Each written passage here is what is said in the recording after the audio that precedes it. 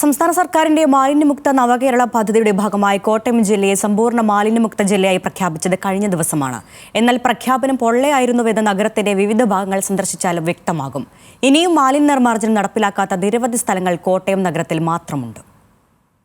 ഈ നാടിന്റെ പുരോഗതിക്ക് അനുകൂലമായി ഒരു പരിഷ്കൃത സമൂഹത്തിന്റെ സമ്പന്നമായ സാംസ്കാരിക രൂപവും ഭാവവും ഉയർത്തി നമ്മൾ ഈ നാട്ടിലെ ജനങ്ങളെ മാലിന്യമുക്ത കോട്ടയം എന്ന ആശയം അർത്ഥപൂർണമാക്കി ബോധ്യപ്പെടുത്തിക്കൊണ്ട് കോട്ടയം ജില്ല സമ്പൂർണ്ണ മാലിന്യമുക്ത ജില്ലയായി പ്രഖ്യാപിക്കുന്നു.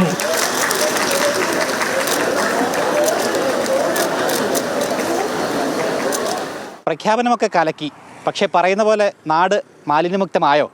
കോട്ടയം നഗരത്തിൽ മാത്രം ഒന്ന് പരിശോധിച്ചാലോ? ഗംഭീര ആഘോഷങ്ങളോടെ പരിപാടി പൂർത്തിയായെങ്കിലും മാലിന്യ നിർമ്മാർജ്ജനം പൂർണ്ണമായി നടപ്പിലാക്കാതെ തിടുക്കപ്പെട്ടായിരുന്നു കോട്ടയം ജില്ലയിലെ മാലിന്യമുക്ത പ്രഖ്യാപനം. കോട്ടയം നഗരത്തിലെ പല ഭാഗങ്ങളിലും മാലിന്യ കൂമ്പാരങ്ങൾ കാണാം. പല സ്ഥലങ്ങളിലും മാലിന്യം വലിച്ചെറിയുന്നത് ഇനിയും നിർത്തലാക്കാൻ സാധിച്ചിട്ടില്ല. ഇതിലൊരു നടപടിയെടുക്കാതെയാണ് പ്രഖ്യാപനം നടന്നത്. നഗരത്തിൽ ഏറ്റവും അധികം മാലിന്യം കൊടിമതയിലെ MG റോഡിന്റെ വശങ്ങളിലാണ്. നാഗമ്പടം സ്റ്റാൻഡിന് സമീപത്തും മണിപ്പുഴ ഈരായിക്കടവ് ബൈപ്പാസിലും മുപ്പാഴിക്കാട് റോഡിലും മാലിന്യം വലിച്ചെറിഞ്ഞിട്ടുണ്ട്. സപ്ലൈകോ സൂപ്പർ മാർക്കറ്റിന് പിറകുവശവും TB റോഡ്, ചന്തക്കടവ് റോഡ് ഉൾപ്പെടെയുള്ള സ്വകാര്യ പുരയിടങ്ങളിലും മാലിന്യം നീക്കാൻ നടപടിയായിട്ടില്ല. ജില്ലയിലെ മറ്റു നഗരങ്ങളിലും സമാന സാഹചര്യമാണ്.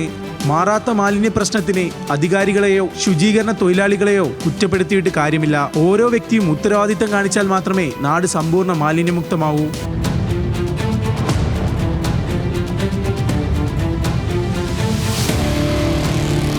ഹരിതകർമ്മ സേനയുടെയോ ശുചീകരണ തൊഴിലാളികളുടെയോ പ്രയത്നത്തെ ഇകഴ്ത്തിക്കാണിക്കാൻ വേണ്ടിയിട്ടല്ല. നമ്മുടെ നാട് നന്നാവണമെങ്കിൽ നാം ഓരോരുത്തരും തന്നെ സ്വയം ഉത്തരവാദിത്തം കാണിക്കണമെന്ന് ഓർമ്മിപ്പിക്കാൻ വേണ്ടിയാണ്. കോട്ടയത്ത് നിന്നും S. ശ്രീകുമാറിനൊപ്പം ഗോകുൽ രമേശ്, ന്യൂസ് മലയാളം.